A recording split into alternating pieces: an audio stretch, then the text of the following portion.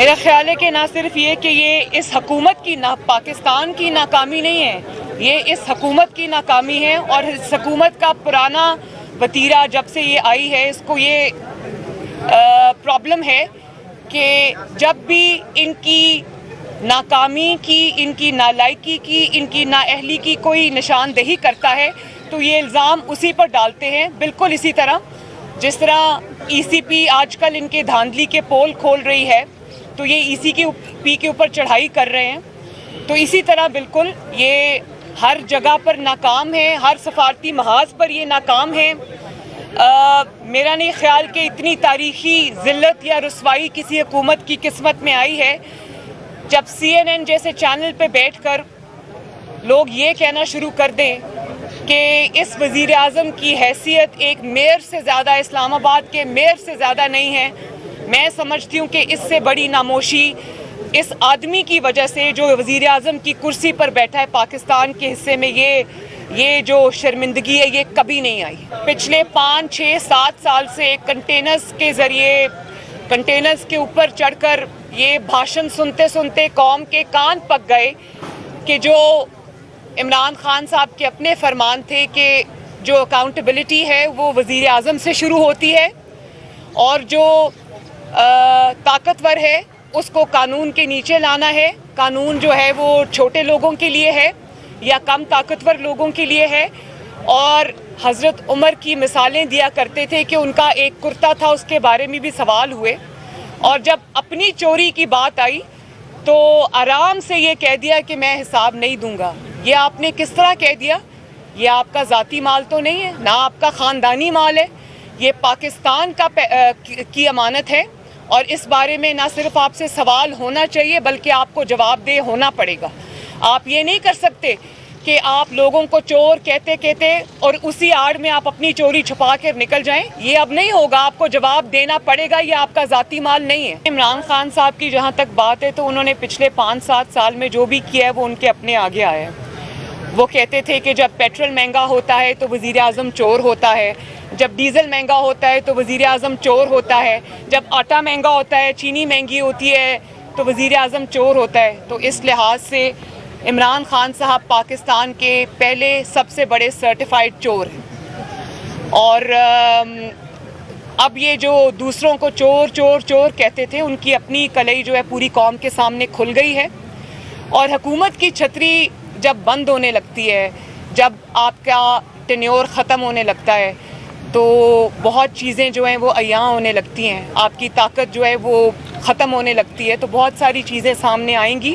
آ رہی ہیں، اس میں پھر یہ بہانہ نہیں چلے گا کہ میں جواب نہیں دوں گا۔ یہ آپ کے ذاتی مسائل نہیں ہیں، یہ قوم کا پیسہ ہے جس کا ایک ایک پائی کا حساب آپ کو دینا پڑے گا۔ میں نے بھی ابھی آن مائی وے ٹو دا کورٹ میں نے یہ خبر سنی اور مجھے تشویش ہوئی، خبر تو بڑی مضحکہ خیز ہے لیکن مجھے یہ تشویش ہوئی کہ اگر یہ آپ کا سسٹم ہے، اس طرح سے جو ہے وہ آپ کا اندراج کیا جا رہا ہے جعلی طریقے سے، تو پھر یہ ایک اور جو ناموشی ہے انٹرنیشنل وہ پاکستان کے حصے میں ان کی نااہلی کی وجہ سے آئے گی، اس کا انٹرنیشنل ری ایکشن آ سکتا ہے۔ میں اس بارے میں مجھے تشویش ہے۔ اس حکومت کی ہر چیز کی طرح ان کی یہ جو ویکسینیشن کا ریکارڈ ہے اور ویکسینیشن کا اندراج ہے وہ بھی جعلی ہے۔ میں تو سب سے پہلے انتخابی اصلاحات کو اس لیے اس وقت بالکل غیر مؤثر سمجھتی ہوں کہ آپ جتنی چاہے اصلاحات کر لیں، جہاں سے دھاندلی کا جو پیدائش ہے، مینیپولیشن ہے، جب تک اس سوراخ کو بند نہیں کیا جائے گا تب تک آپ ایک جتنی مرضی اصلاحات کر لیں ان کا کوئی فائدہ نہیں ہے۔ تو جو اپنے اختیارات سے تجاوز کرتے ہیں، جو عوام کے مینڈیٹ پہ ڈاکہ ڈالتے ہیں، جن کے اندر یہ ہمت اور حوصلہ ہے کہ وہ عوام کے فیصلے کو پاؤں تلے روند کے نکل جاتے ہیں، جب تک ان کے آگے دیوار نہیں بنائی جائے گی آپ کا کسی اصلاحات کا کوئی فائدہ نہیں۔ جاوید لطیف صاحب میاں صاحب کے جانثار سپاہی ہیں، ان کی بیانیے کے ساتھ وہ کھڑے ہوئے ہیں، لیکن اگر ان کو یہ شو کاز نوٹس ملا ہے تو وہ جواب اپنے دے دیں گے، لیکن میں یہ سمجھتی ہوں کہ جو بھی کسی بھی جماعت کے ظاہر ہے آزادی رائے کا حق سب کو ہے، لیکن جماعت کے ڈسپلن کی خلاف ورزی کہیں بھی نہیں ہونی چاہیے. لیکن میں یہ سمجھتی ہوں کہ جاوید لطیف صاحب ایک نواز شریف کے سچے سپاہی ہیں، ان کے نیریٹو کے علم بردار ہیں. لیکن کسی بھی طرح اگر ان سے کوئی ایسی بات ہو گئی ہے جو ڈسپلن کی خلاف ورزی میں آتی ہے تو وہ ابھی اپنا جواب جمع کرا دیں گے، ہم اس میں پڑھ لیں گے کہ اس کی کیا وجوہات ہیں. میرا یہ خیال ہے کہ ای سی پی پہ جو حملے ہو رہے ہیں یہ ان لوگوں کی طرف سے ہو رہے ہیں جو نون لیگ کو درس دیا کرتے تھے اداروں کے احترام کا. تو نون لیگ نے تو اداروں کا ہمیشہ احترام کیا ہے اور اس کے احترام کی سزا بھی بھگتی ہے. ایک بدترین victimisation, political victimisation, personal victimisation, اس کو برداشت کر کے پھر بھی اداروں پر تنقید سے گریز کیا ہے. چند افراد پہ جو ذمہ دار تھے ان کے نام بھی لیے ہیں، ان پر تنقید بھی کی ہے. لیکن جب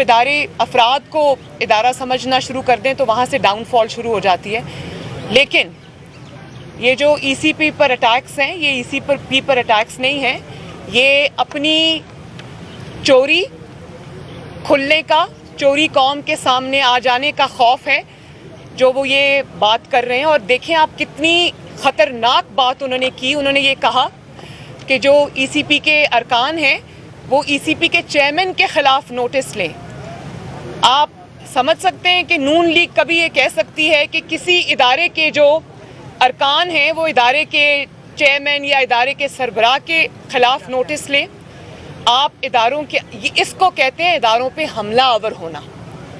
اور یہ مجھے اس میں کوئی ایمبیگوٹی نہیں ہے، کوئی دو رائے نہیں ہے کہ یہ اپنی چوری سامنے آنے کے ڈر سے یہ ہو رہا ہے. جہاں تک آپ نے، اور دیکھیں ابھی جو ای سی پی کی رپورٹ سامنے آئی ہے کہ آئی تھنک 2021 میں یا 20 میں وہ الیکشن ہوا تھا کے پی کے کا، جہاں پہ جے یو آئی ایف کی سیٹ تھی جس کو پی ٹی آئی جیت گئی. اب اس کے جو فیکٹس ہیں وہ سامنے آئے ہیں اور وہ ہوش اڑا دینے والے ہیں کہ پی ٹی آئی کے ایم پی اے نے جو دھاندلی کی، وہ ایم این اے نے، سوری وہ جگہ کا نام کیا ہے جہاں پہ الیکشن ہوا، وہاں پر کرم ایجنسی میں جو ابھی پی ٹی آئی کے ایم این اے وہاں پر جے یو آئی ایف کی سیٹ پر الیکٹ ہوئے، وہ پوسٹل بیلٹ کے ذریعے دھاندلی کر کے الیکٹ ہوئے. اسی طرح سننے میں آ رہا ہے کہ جو ڈسکا میں ہوا، جس طرح ای سی پی کے اراکین کو اغوا کر کے لے جایا گیا، ان کو حبس بے جا میں کسی فیکٹری میں یا کسی جگہ پر رکھا گیا، اس کے پیچھے کیا محرکات تھے، کیا ڈیٹیلز تھیں، اب وہ سنا ہے میں نے کہ ای سی پی سامنے لانے والی ہے. تو یہ جو ای سی پی پر اٹیک ہے یہ اپنی چوری کھل جانے کا خوف ہے جو قوم کے سامنے آ رہا ہے. اور جہاں تک آپ نے الیکٹرانک ووٹنگ مشینز کی بات کی تو میں یہ سمجھتی ہوں کہ الیکٹرانک ووٹنگ مشینز جو ہیں وہ ایک جو آر ٹی ایس بٹھایا گیا تھا 2018 کے الیکشنز میں، یہ اسی طرح کا ایک دوسرا کہانی جو ہے وہ پریپیئر کی جا رہی ہے، گھڑی جا رہی ہے. تو میں یہ بتا دوں کہ جو انسان اپنی پرفارمنس پہ تکیہ نہیں کر سکتا، جو انسان اپنا ہر محاذ پہ بری طرح ناکام ہے، بری طرح فیل ہو چکا ہے، چاہے وہ مہنگائی ہو، اکانومی ہو، فارن ریلیشنز ہو، خارجہ پالیسی ہو، اور آپ کی جو لا اینڈ آرڈر سچویشن ہو، دہشت گردی نے پھر سر اٹھا لیا، لوڈ شیڈنگ نے پھر سر اٹھا لیا، تو ایسے میں پھر وہ بیچاری حکومت الیکٹرانک ووٹنگ مشینز پہ تکیہ نہیں کرے گی تو کیا عوام کے میدان میں جائے گی؟ یہ بھلے الیکٹرانک ووٹنگ مشینز کی وہ کوشش کر لیں، کچھ بھی کر لیں، یہ میری پریڈکشن ہے آج یہاں کھڑے ہو کر قوم کے سامنے کہ انشاءاللہ تعالی اگلے الیکشن جب بھی آئیں گے ان کو نہ ٹکٹ لینے والے ملیں گے، اور اگر کسی نے ٹکٹ لے بھی لیا تو ان کے وہ لوگ جو ٹکٹ لے کر میدان میں اتریں گے ان کو عوامی غیظ و غضب کا سامنا کرنا پڑے گا. وہاں الیکٹرانک ووٹنگ مشینز کیا کر لیں گی بھائی؟ میں یہ سمجھتی ہوں کہ میں نے پہلے بھی یہ بات پچھلی اپنی پریس ٹاک میں بھی کہی تھی کہ افغانستان کے عوام، افغانستان ایک سوورن کنٹری ہے اور اس کے جو عوام ہیں ان کی خواہشات کا، ان کے فیصلے کا احترام ہم سب کو کرنا چاہیے. پاکستان کی ذمہ داری اس لیے زیادہ ہے کیونکہ پاکستان نیبر ہے، کلوزسٹ، اور جڑا ہوا ہے افغانستان کے ساتھ ہر لحاظ سے. تو افغانستان میں جو ہوتا ہے اس کا امپیکٹ پاکستان میں بھی آتا ہے، لیکن اس کی آڑ میں افغانستان کے اندرونی معاملات کو مینیپولیٹ کرنا، یہ اپنے سیاسی فائدے کے لیے یہ کسی طرح بھی مناسب نہیں ہے. افغانستان کا فیصلہ افغانستان کے عوام پر چھوڑ دینا چاہیے. جو آپ کو کرنا چاہیے بطور پاکستان کی حکومت یا ملک کے طور پہ آپ کو صرف یہ کرنا چاہیے کہ وہ ایک بہت وار ریڈن وار پلیگ کنٹری ہے جو بہت سالوں سے جو ظلم اور وار کا نشانہ بنے ہوئے ہیں ان کو ریہیبلیٹیٹ کرنے میں, ان کو دوبارہ سے آباد کرنے میں ان کی مدد کرنی چاہیے. ان کے سیاسی معاملات میں, ان کے اندرونی معاملات میں کسی کو مداخلت کا کوئی حق نہیں ہے. پاکستان کو اس سے دور رہنا. مسلم لیگ نون خاموش نہیں ہے, مسلم لیگ نون آواز اٹھا رہی ہے, لیکن میں یہ سمجھتی ہوں کہ اپوزیشن کو عوام کے جو مسائل ہیں اس وقت ان کو بہت بدترین مہنگائی کا سامنا ہے, ان کو بدترین مسائل کا سامنا ہے. تو میرا خیال ہے کہ اپوزیشن کو عوام کے ساتھ کھڑا ہونا چاہیے, عوام کے ساتھ کھڑا ہوا نظر آنا چاہیے اور عوام کے دکھ درد کے لیے آواز اور زور سے اٹھانی چاہیے.